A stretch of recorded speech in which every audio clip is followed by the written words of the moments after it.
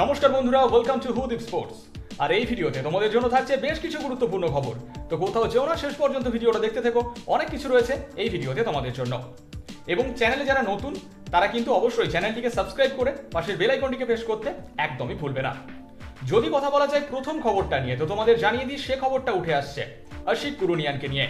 এই গুরুত্বপূর্ণ ভারতীয় উইঙ্গার 28 বছর বয়সী তিনি কিন্তু মোহনবাগান ছেড়ে যোগ দিচ্ছেন বেঙ্গালুরু এফসিতে। এবছর আইএসএলে আশিক কুরুনিয়ান এই 28 বছর বয়সী ভারতীয় উইঙ্গার তিনি একটা অসাধারণ পারফরমেন্স করেছেন মোহনবাগানে।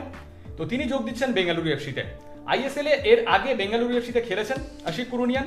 তার পাশাপাশি তোমাদের জানিয়ে দিই ইন্ডিয়ার আন্ডার 20 এবং ইন্ডিয়ার ন্যাশনাল টিমেও খেলেছেন। তো বুঝতেই পারছো যথেষ্ট একজন গুরুত্বপূর্ণ এই ভারতীয় উইঙ্গার।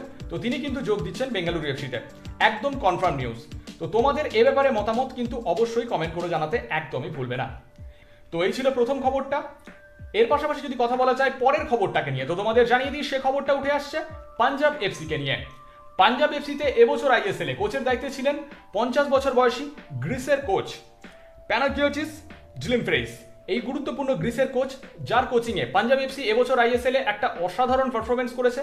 তো তোমাদের জানিয়ে দিই এই গুরুত্বপূর্ণ গ্রিসের কোচ তিনি কিন্তু আবারও পাঞ্জাব এফসির কোচের দায়িত্বে থাকবেন। তিনি কন্ট্রাক্ট এক্সটেনশন করে নিয়েছেন। তো তোমাদের কি মনে হয় প্যানাগিওটিস জিলিমফ্রেইস 50 বছর বয়সী এই গ্রিসের কোচ তিনি পাঞ্জাব এফসির কোচের দায়িত্বে থাকাতে সেটা পাঞ্জাব এফসির জন্য কতটা ভালো হবে অবশ্যই কমেন্ট করে জানাতে কিন্তু একদমই ভুলবে না। তো এই ছিল খবরটা পাঞ্জাব এফসির।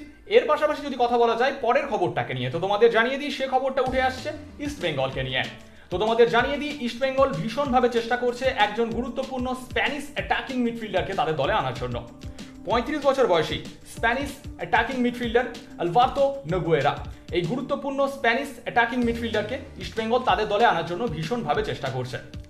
আলভার্তো নোগুয়েরা এই প্লেয়ারটার যদি কথা বলা যায় তিনি কিন্তু অ্যাথলেটিকো মাদ্রিদ, ব্ল্যাকপুল, বাকু এবং তার পাশাপাশি লোরকা এবং রেসিং সান্তান্দারের মতো ক্লাবে খেলেছেন এবং আইএসএলে FC Goa, Mumbai city FC এবং বেঙ্গালুরু এফসিতে খেলেছেন। তো বুঝতেই পারছো যথেষ্ট একজন ট্যালেন্টেড এই স্প্যানিশ অ্যাটাকিং মিডফিল্ডার আলভার্তো নোগুয়েরা। সবকিছু ঠিকঠাক থাকলে এই গুরুত্বপূর্ণ স্প্যানিশ অ্যাটাকিং মিডফিল্ডারকে তোমরা ইস্ট বেঙ্গলে দেখতে পেতে চলেছো। তো তোমাদের কি মনে হয় আলভার্তো নোগুয়েরা এই গুরুত্বপূর্ণ স্প্যানিশ অ্যাটাকিং মিডফিল্ডার তিনি ইস্ট বেঙ্গলে এলে সেটা ইস্ট বেঙ্গলের জন্য কতটা ভালো হবে? তোমাদের কি মনে হয় অবশ্যই কমেন্ট করে জানাতে একদমই ভুলবে না। তো এই ছিল খবরগুলো। ভিডিওটা ভালো লাগলে অবশ্যই লাইক আর শেয়ার করে দিও এবং কমেন্ট করে তোমাদের মতামত জানাতে একদমই ভুলবে না।